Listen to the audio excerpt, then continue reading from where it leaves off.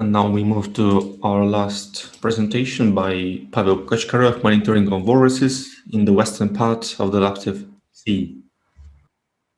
Well, first of all, I would like to thank Varvara Semenova that she invited us, the Siberian people from the center of Siberia, to this conference.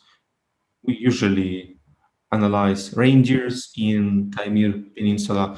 The last 2 years, 1920, we work together with Rosneft, and we also take into account the sightings of polar bear and its foraging resources on their licensed territories. That is why our attention has been driven to the walruses, which inhabit the eastern side of the Taimyr Peninsula and the western sector of Laptev Sea. We use amphibian airplanes, SK-14, SK-12 Orion, which can land and take off from water and from land. There are 3 people on the aircraft. We can take off and land in different areas and water territories, including the bays and Kara Sea. Here is the routes of our flights. And in general, you can see that I will continue the previous presentation. There's an interesting trend on walruses, specifically on the Atlantic walrus. We can see that during these several years, both for Atlantic walrus and for Laptev Sea walrus, we will not go into specification details, we will just speak about the walruses. We counted the abundance from the altitude of 200 to 300 meters from the airplane. There were 3 flights over each holdout. And here you can see the figures for maximum and minimum numbers from the photos taken from the aircraft.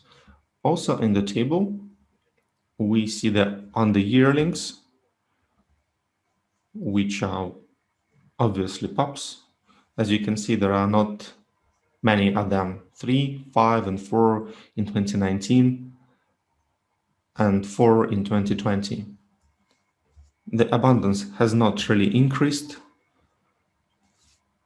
on the Preobrazhenia Island, but for Tsvetkova Spit, the difference was significant, 320, 334, 2019, and 215, 267 in 2020. We also found new holdouts in the Bay of Maria Prontisheva, 4 kilometers into the bay, and at the Cape of Maria Prontisheva.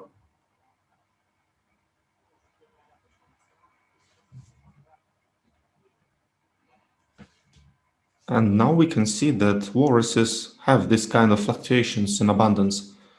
We also analyzed Peshchany Island. In 2019, we have not seen anyone, but in 2020, 10 walruses were sighted. And speaking about the western coast of Alinetsky Bay, we noted 24 in 2019 and 32, 45 in 2020 on several separate holdouts. But none of the Fadeev Bay had any walruses during either of these years. We mainly studied polar bears, and walruses was considered its prey. On Tsvetkov Spit, we found, so to say, fresh walrus. The polar bear will finish it off later on. And I would like to say that there are different remains of walruses, skulls of young and adult walruses, as well as bones. So this hollout has been used for many years, but it has also been visited by polar bears for its foraging reasons. That's the only site where we saw active hunting by polar bear. Later, for Pronchishiva Bay, we saw sightings of polar bears who were near walrus hollows. Here we can see two polar bears who were scared away by the sound of aircraft. And the next time, the polar bear was resting basically on a walrus and the other one was on the side. We thought that one of them was dead, but then we took several other flight throughs and all walruses went into water and polar bears went away. So there is a deep connection between those two species. As for studying in 2019,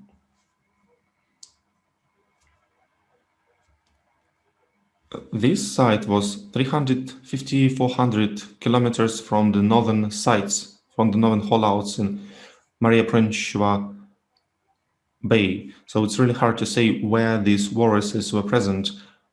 We were able to find only 2023 in 2020, but in 2019, all these hollows were covered with thick smog traces or tracks, aftermaths of fires from South Yakutia. Very strong wind carried the smoke to the northern part, and we will not be able to see anything below it.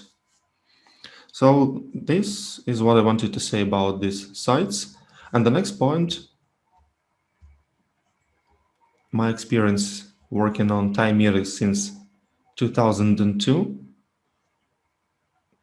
I have already visited this hollout site at Tsvetkova Spit, and I think in 2004, 2005, we sighted about 600 to 700 animals, but now the numbers are lower. We're not sure about the reasons. Maybe it's somehow connected with the oil companies, but they only start their work there, and all the settlements and all the ship routes go significantly in a distant way to the east of this area, so they should not be directly affected by the traffic. But we will do our work this year. We will study reindeers, but we will stop at their hollout sites, and it would be great if Varvara would provide us with some kind of task to collect the information on walruses. Thank you for your attention, and thank you for inviting me to take part in your presentation and your conference, rather. Thank you for your presentation. There are some internet connection issues, it seems. Pavel Vladimirovich, thank you for your presentation. It was very interesting to hear you. Very valuable information. It's fresh new information, it's original information, and I hope that we will have some comprehensive studies in time. Once again, thank you for your presentation.